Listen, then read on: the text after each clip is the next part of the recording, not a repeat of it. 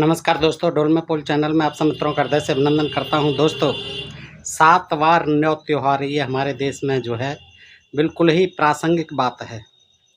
7 वार होते हैं और 9 त्यौहार होते हैं। दोस्तों, आज भी जो है आप देख रहे हैं कि आज ये कार्तिक मास की कृष्ण पक्ष की त्रयोदशी तिथि है। इसको धनतेरस मनाई जाती है। पूरे देश में बड़ा उल्लास रहता है। और ये धनतेरस जो है किस तरह से मनाई जाती है, इसके पीछे कितना ज़बरदस्त अंधविश्वास है दोस्तों, आज हम इसको बताएंगे आपको। यद्यपि सब जगह जो है आपको इसका महत्व जो है देखने को मिलेगा। सब जगह जो है इसकी बातें हैं, आज चर्चा है कि क्या न खरीदें, क्या खरीदें, और इससे जो है धन की वर्षा होगी आपके घर में, लक्ष्मी जी बिल्कुल आकर के जो है बैठ जाएंगी आपके घर में। ऐसा जो अंधविश्वास लोगों को, एक तरफ हमारा देश जो है कितना गरीब मुल्क है कि यहाँ जो है लोगों को खाने के लिए जो है 80 करोड़ लोगों को जो है राशन पर निर्भर रहना पड़ रहा है। यहाँ जो उनको राशन से जीवित रहना पड़ रहा है, कोई आजीविका नहीं, कोई रोजगार नहीं। देखिए, और एक तरफ जो है भव्य जो है त्यौहार आए दिन मनते रहते हैं। तो ये त्यौहार हैं किसके दोस्तों? कभी सोचा आपने? ये त्यौहार जो है पैसे वालों के। ये जो है यहाँ की 80 करोड़ जनता जो राशन के ऊपर निर्भर है, किस किस काम के उनके लिए, किस मतलब के, किस प्रयोजन के ये त्यौहार उनके लिए? सोचो कभी। एक तरफ भव्य अट्टालिका हैं, तमाम जो है सोना चांदी खरीदेंगे लोग आज।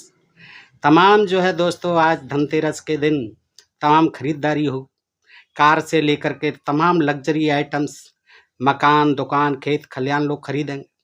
तमाम सोना चांदी खरीदेंगे, हीरे जवाहरात खरीदेंगे। और गरीबों के लिए क्या कह दिया गया?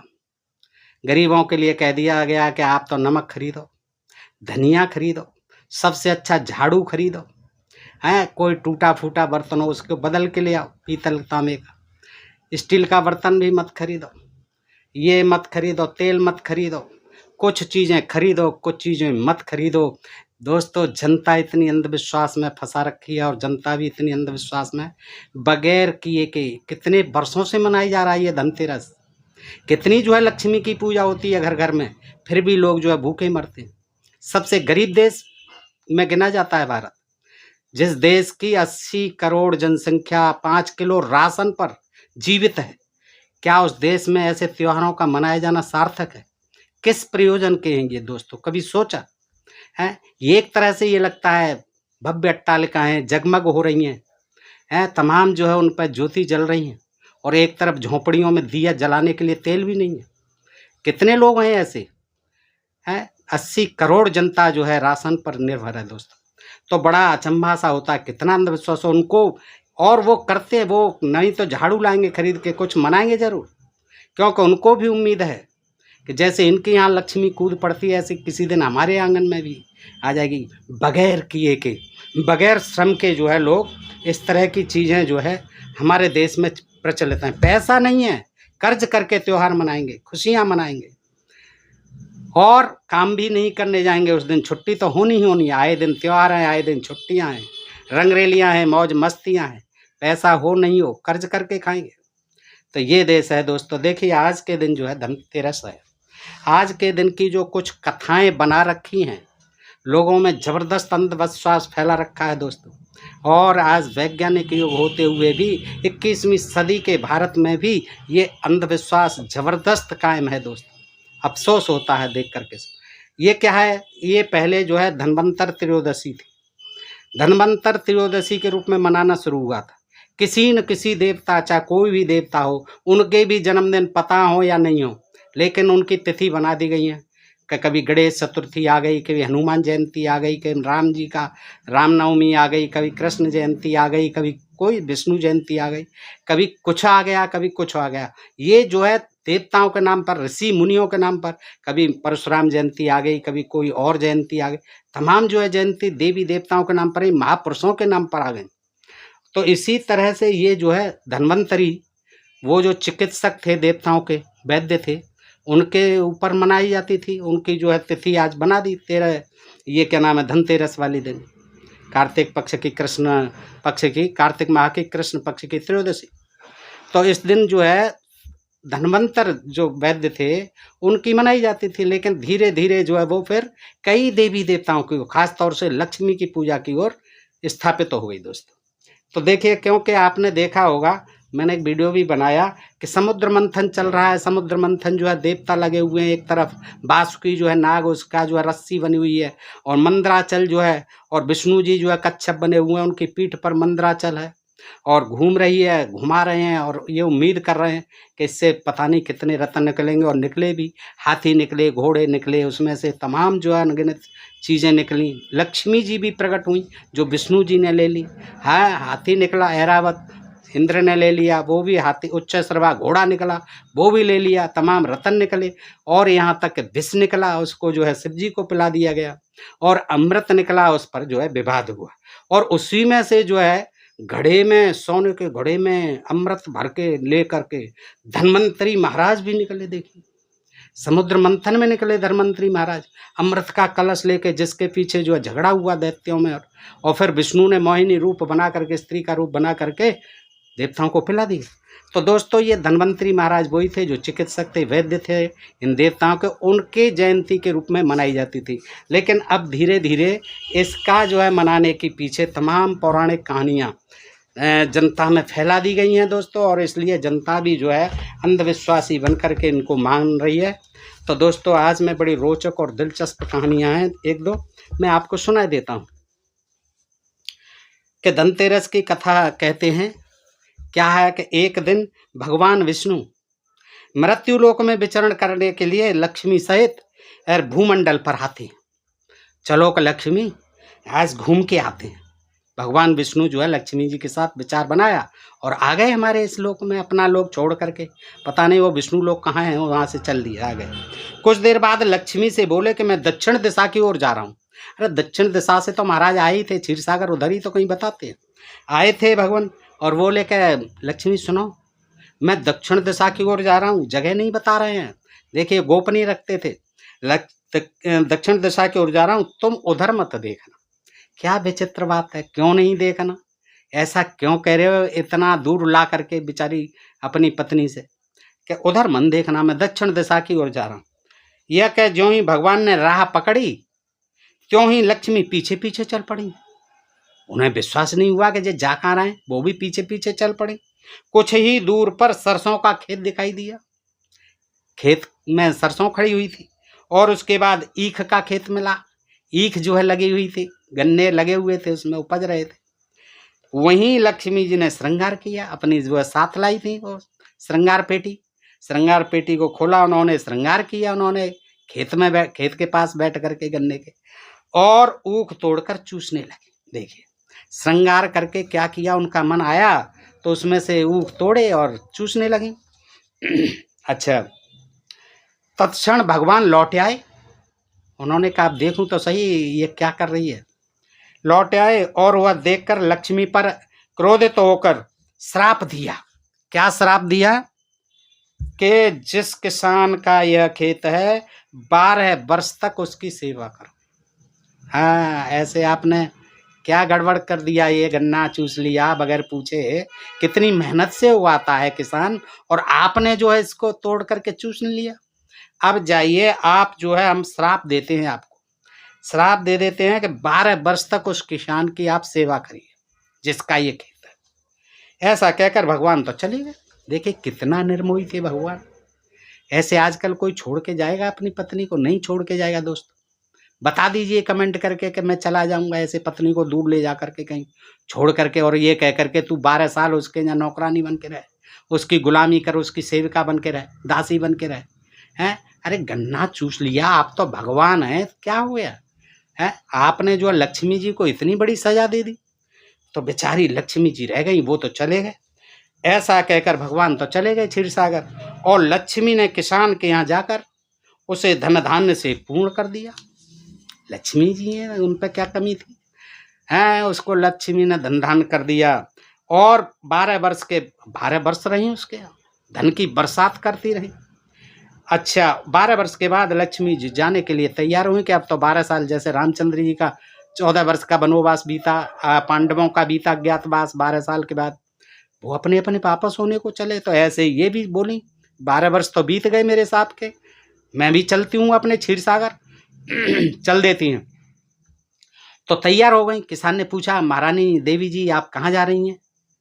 तो भगवान जब किसान के यहाँ लक्ष्मी को बुलाने आए, रोक लिया उसने। किसान ने कहा नहीं नहीं नहीं, आप नहीं जा सकते। ऐसे कैसे जाने दूंगा? क्योंकि भाई उसे तो धन दौलत मिल रही थी अपार जो है। लक्ष्मी जी वहाँ नोट बना रही थी, छाप रही थी, और सब जो है हीरा जवाहरात की खाने बना दी वहाँ। उसके घर में सोना चांदी उग रहा था। तो दोस्तों उसने रोक लिया कि भाई ऐसे मैं कैसे जाने दूंगा। देखिए किसान की हिम्मत, न पूछा कि भाई आप कौन हैं क्या है, कुछ नहीं। 12 साल रह रही हैं आराम से। तो भगवान को भी उन्होंने याद आई, विष्णु जी को, कि अब तो 12 साल हो गए, चलो देखता हूँ अपनी लक्ष्मी जी को। तो आते हैं लक्ष्मी को लेवाने। तो क्या हुआ, किसान ने लक्ष्मी को नहीं जाने दिया, उन्होंने मना कर दिया कि नहीं मैं हरगिज नहीं जाने दूंगा। तब भगवान बोले तुम परिवार सहित गंगा में जाकर स्नान करो और इन कौड़ियों को भी जल में छोड़ दो। कौड़ी भी लाई थे कुछ। तो ये भी कहा है कि आपके पास कुछ नहीं, कौड़ी खरीद लो आज के दिन धनतेरस। नमक खरीद लो भाई, झाड़ू खरीद लो, तुम लोग गरीब हो। और क्या खरीद, धनिया खरीदो, सबसे सस्ती चीज धनिया काम में आएगा मसाले के। और धनिया, धन, धन से बना धनिया, धनिया के मालिक हो जाए, धन के मालिक हो जाओगे आप। हैं, धनिया तो खरीद सकते हो। ये बना दिया।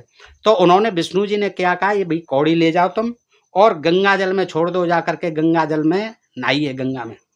जब तक तुम नहीं लौटोगे तब तक मैं नहीं जाऊंगा, लौट के आना है तभी जाऊंगा।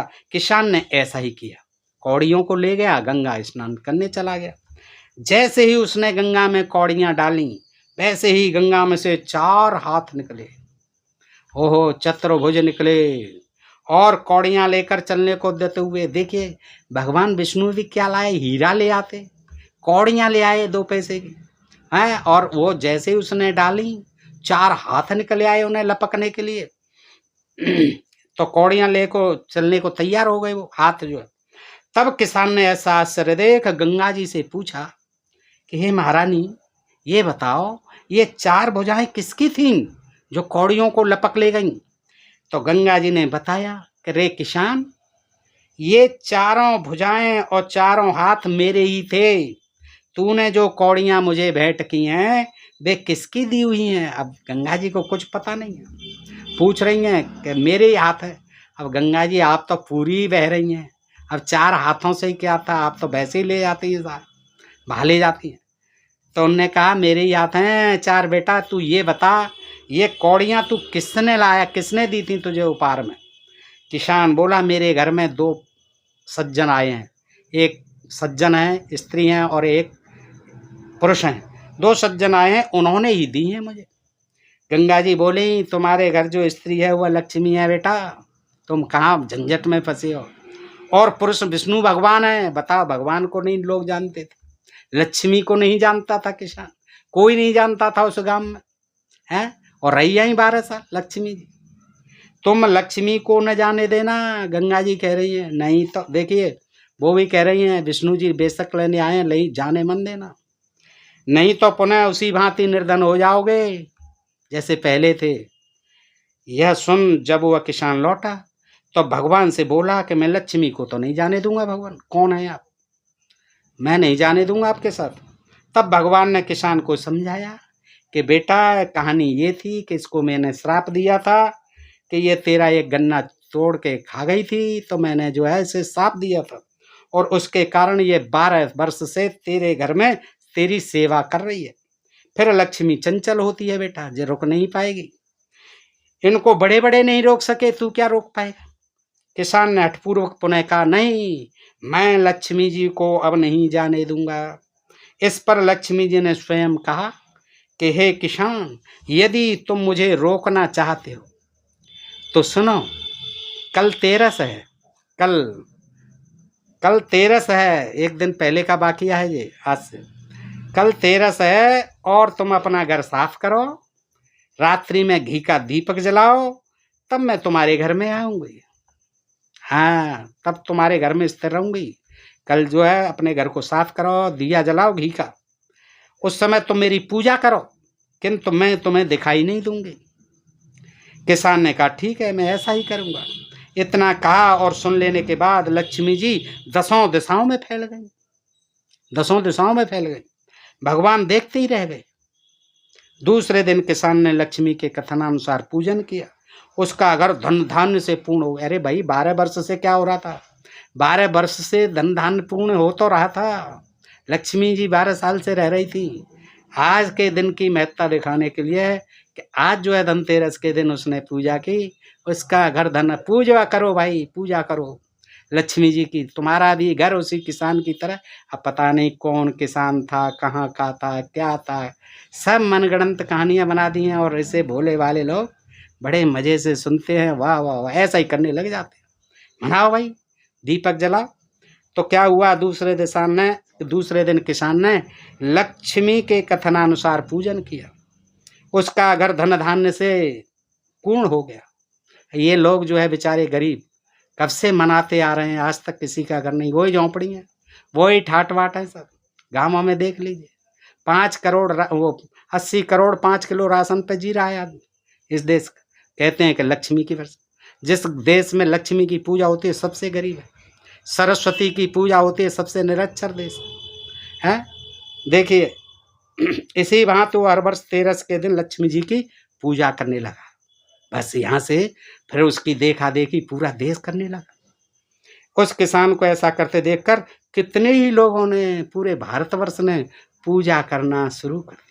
तो ऐसी ऐसी कहानी है दोस्तों, आप देखिए। और हम अपनी तरफ से कोई बात नहीं कहते, प्रमाण हैं और इन्हीं की पुस्तकों से हैं। देखिए ऐसी पुस्तकें आपको तमाम सड़कों के किनारे तमाम जगह बिकती हुई मिल जाएंगी। पढ़िए व्रत और त्यौहार हिंदुओं के। दोस्तों इसी के साथ और अनेक कहानी है, ये तो एक कहानी हुई। इसके साथ धनतेरस के लिए और भी कहानी है जो कि आपको जानने लायक हैं। दोस्तों आप जान लीजिए, छोटा सा ही वीडियो है, थोड़ा सा वक्त और दीजिए। आइए दोस्तों, पहले इसका जो है दूसरी पुस्तक है ये धनतेरस दीर्घायु स्वस्थ जीवन है, हिंदुओं के व्रत त्योहार तीज और त्योहार। इसमें धनतेरस का त्योहार दीपावली आने की पूर्व सूचना देता है। इस दिन भगवान धन्वंतरी क्षीर सागर से अमृत कलश लेकर प्रकट हुए थे, इसलिए वैद्य समाज हर्षोल्लास के साथ धन्वंतर जयंती मनाता है। आज के दिन उल्लेखनीय है कि अमृतपान करने वाला प्राणी अमर हो जाता है, लेकिन आज तक कोई अमर नहीं हुआ। स्वयं देवता भी अमर नहीं हुए, सब मर गए। इसीलिए धन्वंतरी भगवान ने देवताओं को अमृतपान करवा कर अमर कर दिया था, ऐसा माना जाता है, लिखा हुआ है। भगवान विष्णु के अंश से अवतरित हुए थे ये धन्वंतरी भगवान। आयुर्वेद के प्रवर्तक थे और आरोग्य के देवता के रूप में प्रतिष्ठित हुए। यही कारण है कि धनतेरस के दिन दीर्घायु और स्वस्थ जीवन की कामना के लिए भगवान धन्वंतरी के पूजन का विशेष महत्व है। और निकले थे समुद्र मंथन में दोस्तों, घोड़ा हाथी आदि जीवों के साथ, लक्ष्मी जी के साथ। ये जो है देखिए, धनतेरस की प्राचीनता का प्रमाण वैदिक साहित्य में भी पाया जाता है। बिल्कुल, चूंकि यमराज, अब देखिए दूसरी यमराज से भी जुड़ेगी ये कहानी। चूंकि यमराज वैदिक देवता माने जाते हैं, इसलिए इस दिन यमराज की भी पूजा की जाती है धनतेरस के दिन। धनतेरस के दिन लक्ष्मी का आवास घर में माना जाता है। इस तिथि को पुराने बर्तनों के बदले नया बर्तन खरीदना शुभ माना जाता है। देखिए भीड़ उमड़ पड़ती है धनतेरस के आज के दिन। बर्तन वालों पे देखिए है, पूरे वर्ष में नहीं बिकते हैं, एक दिन में बिक जाते हैं, कुछ घंटों में बिक जाते हैं बर्तन। ऐसा विश्वास किया जाता है कि चांदी के बर्तन खरीदने से अधिक पुण्य लाभ मिलता है। भैया चांदी गरीब आदमी कहाँ से खरीद लेगा, ऐसा सोच भी नहीं सकता, एक चम्मच नहीं खरीद सकता है, पैसे वाला खरीदा। तो पैसे वालों के त्योहार हैं ये, गरीबों के त्योहार किस लिए हैं। इसका देखिए पूजन का विधि विधान भी सुन लीजिए धनतेरस का। यह त्योहार कार्तिक मास के कृष्ण पक्ष की त्रयोदशी यानी आज के दिन मनाया जाता है। इस दिन यमराज के लिए आटे से निर्मित एक दीपक बनाकर घर के मुख्य द्वार पर रखने का विधान है। दोस्तों ज़्यादातर हम लोगों से, आप लोगों के घरों में आज के दिन जो है दीपक एक बना करके शाम को रखा जाएगा। किसका? आटे का दीपक बना के। मैं तो ये बचपन से देखता हूँ, मेरी दादी माँ बनाती थी और 4 उसमें बत्ती डाल के चौमुखी दीवाला कहती थी उसे, चौमुख दिया, और उसको रखती हैं, आज भी रखती हैं, शहरों में भी रखती हैं। तो दोस्तों ये तो एक चलती हुई परंपरा है, चलती रहती हैं, लोग बड़ा गढ़ देते हैं और लोग जो है मानने लग जाते हैं। तो चलो ये यमराज से जोड़ दी गई। यमराज का भी पूजन करना है लक्ष्मी के साथ, क्योंकि वो सबके देवता हैं, मृत्यु के देवता हैं। तो इस दिन यमराज के लिए आटे से निर्मित दीपक बनाकर घर के मुख्य द्वार पर रखने का विधान है, संविधान में लिखा हुआ है, विधान धर्म ग्रंथों में। रात्रि को घर की स्त्रियां इस दीपक में तेल डालकर 4 बत्तियां जलाती हैं, चौमुखा दिया कहती हैं, और जल, रोली, चावल, फूल, गुड़, नैवेद्य आदि सहित दीपक जलाकर यमराज का पूजन करती हैं। हल जुती मिट्टी को, हल्की जुती खेत की मिट्टी को दूध में भिगोकर, किस में भिगोएं? दूध में भिगोएं। किसको? खेत की जो जुती हुई मिट्टी होती है उसको लाएं, दूध में मिलाएं, सेमर वृक्ष की डाली में लगाएं। अब सेमर का वृक्ष ढूंढा जाए। अब शहरों में ये कहाँ मिलेगा और खेत की मिट्टी कहाँ मिलेगी? गाँवों में तो चलो मिल भी जाएगा कहीं कहीं। तो सेमर की डाली में लगाएं। क्या मतलब है भाई? दूध खराब करो, मिट्टी में डालो, बताओ क्या मतलब करा? किसी के पीने का मतलब का नहीं। और सेमर के पेड़ से क्या लबड़, उसके मिट्टी को डाली में लगाओ। क्या बेतुकी बात है, जनता को बता दें। सेमर से ही क्या मतलब है? डाली में लगाने से क्या फायदा होगा? है उसको 3 बार अपने शरीर पर, फिर उस मिट्टी को 3 बार अपने शरीर पर फेर कर कुमकुम का टीका लगाकर दीप प्रज्वलित करें। हो गया यमराज का पूजन। इस दिन भगवान धन्वंतरी का विधिवत पूजा करने का, या धन्वंतरी की भी करनी है, विशेष महत्व है। इसके पीछे की पौराणिक कथा और सुन लें दोस्तों, फिर हम समापन करते हैं। देखिए, धनतेरस की कथा का पुराणों में वर्णन इस प्रकार हुआ है कि एक समय यमराज ने, अब यमराज की सुन लो, लक्ष्मी और विष्णु की तो हो गई थी, धन्वंतरी महाराज की हो गई महाभारत में। एक समय यमराज ने अपने दूतों से पूछा कि क्या कभी तुम्हें प्राणियों के हरण करते समय किसी पर दया भाव भी आया है? समझे नहीं दोस्तों, मैं समझाता हूँ। यमराज भगवान बैठे हुए और उनके जो दूत हैं, जो भैंसे पर चढ़ करके आते हैं, ले जाते हैं किसको? प्राणी को, मरने वाले को, उसकी आत्मा को ढो करके ले जाते हैं। तो उनसे पूछ रहे हैं कि क्यों भाई तुम लोग जाते हो, किसी प्राणी की जब आत्मा को लाते हो तुम्हें तरस नहीं आता है? कभी ऐसा हुआ है? तो वे संकोच में पढ़ करके बोले कि महाराज नहीं, इसमें दया भाव और संकोच की क्या जरूरत है? हम तो आपकी आज्ञा का पालन करते हैं, ठीक है, आज्ञाकारी हैं आपके। यमराज ने उनसे दोबारा पूछा तो उन्होंने फिर बताया, सही बताओ यार, तुम ऐसी बात क्यों कर रहे हो? यमराज महाराज बोले तो वो फिर बोले संकोच छोड़ करके कि एक बार की घटना तो है महाराज, अब हम आपको बताते हैं कि एक बार की ऐसी घटना घटी जिससे हमारा हृदय कांप उठा था। अब जो है वो दूत बता रहे हैं कि हेम नामक राजा की पत्नी, हेम राजा था, उसकी पत्नी ने एक बार पुत्र को जन्म दिया। तो ज्योतिषियों ने नक्षत्र गणना करके बताया कि यह बालक जब भी विवाह करेगा उसके 4 दिन बाद ही, यानी विवाह के 4 दिन पश्चात ही उसकी मृत्यु हो जाएगी। ये ज्योतिषियों ने बता दिया। किसको? हेम राजा को, कि तेरा जो पुत्र होगा विवाह होगा और विवाह के 4 दिन बाद मृत्यु हो जाएगी। तो यह जानकर उस राजा ने बालक को स्त्रियों की छाया तक से बचाने हेतु यमुना तट की एक गुफा में ठहरा दिया कि यहाँ कोई, यमुना का तट देखा, वहाँ कोई गुफा थी, उसमें बैठा दिया कि यहाँ कोई स्त्री आएगी नहीं, और शादी की तो बात ही नहीं होगी। जब शादी नहीं होगी तो फिर ये मरेगा ही नहीं, ठीक है। तो देखिए, बचाने हेतु यमुना तट के गुफा में ब्रह्मचारी के रूप में रखकर बड़ा किया, पालन पोषण हुआ उसका वहाँ गुफा में। संयोग से एक दिन जब महाराजा हंस की युवा बेटी, अब उनकी एक बेटी भी थी, यानी उसकी बहन भी थी, वो युवा हो गई। वो क्या करने आई कि उधर यमुना तट पर घूमने आई, ठीक है। तो ब्रह्मचारी युवक ने मोहित होकर उससे गंधर्व विवाह कर लिया। लो, कहाँ रखा? गुफा में, वहाँ भी पहुँच गई। कौन पहुँची? उसी राजा की बेटी। कौन पहुँची? उसी बेटे की वो बहन।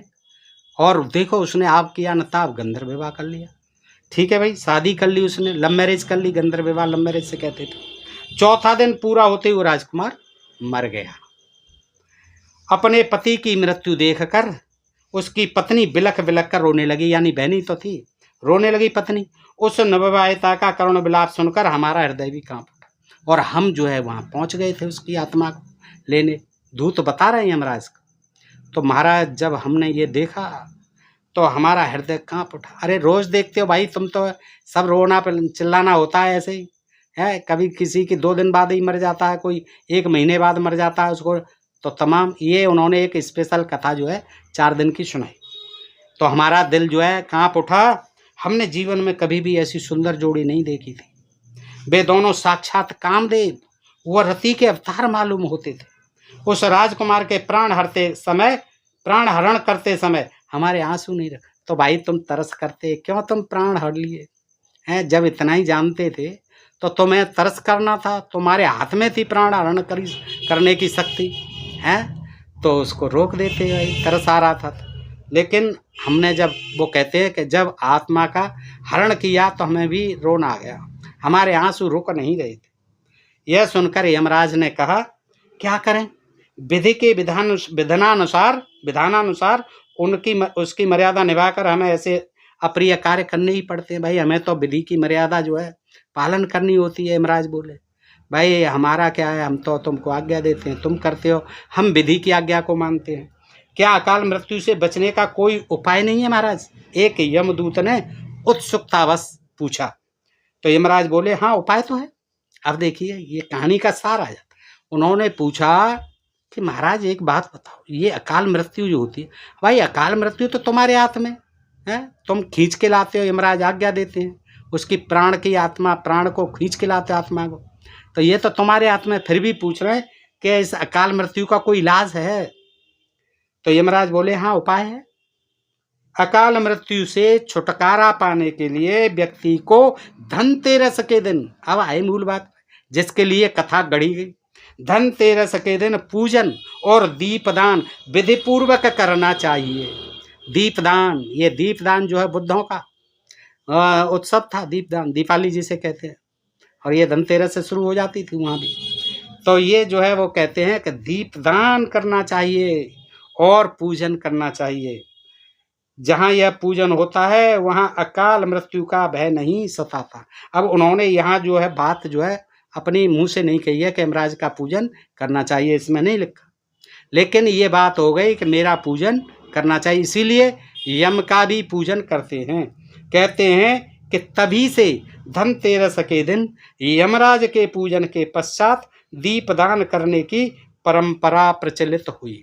तो दोस्तों ये मैंने आपके समक्ष रखी। दोस्तों ये जानकारी बताइए आपको ये जानकारी कैसी लगी? क्या आपके यहाँ भी बाहर जो है धनतेरस के दिन दीपक जलते हैं आटे के? बताइएगा कमेंट करके। क्या आपने कुछ खरीदा, झाड़ू, नमक और जो है कार, बंगला, जो कुछ भी है, सोना चांदी खरीदा कि नहीं खरीदा? आपकी जेब में इतने पैसे थे कि नहीं?